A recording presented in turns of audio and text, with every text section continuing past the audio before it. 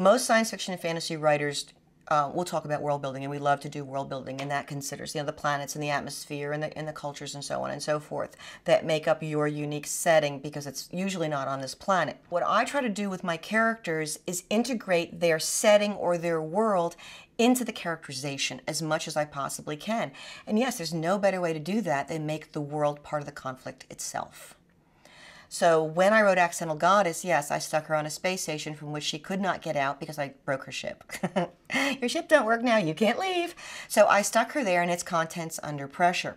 I got that from being on a lot of cruise ships. And you realize that you are out at sea, especially at night, and you're very, very alone. And even though you're in this very, very large ship that has hospitals and has food and everything else, what if? All books start with a what if.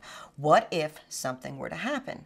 And what if something went wrong? How would these people react? And you do see people on vacation on a cruise ship or even on a 6-hour cross-country flight, their personalities begin to change. Some people, it depends upon their definition of personal space.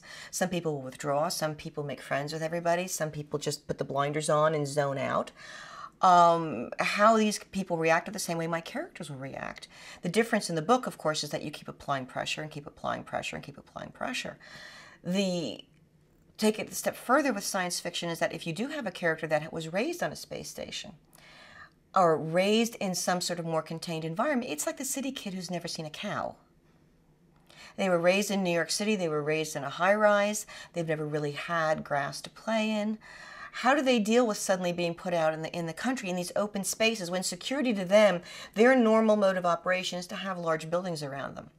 The reverse is true. If you have someone who's always been in open spaces and you put them in the city, they have to deal with the cacophony of noise. So we all filter this through, or our characters filter this through, and how they react to it, pushes how the story goes. I just keep making it worse for them. But I absolutely have to take in the way I write. Every setting I use, the setting itself becomes a character for that reason.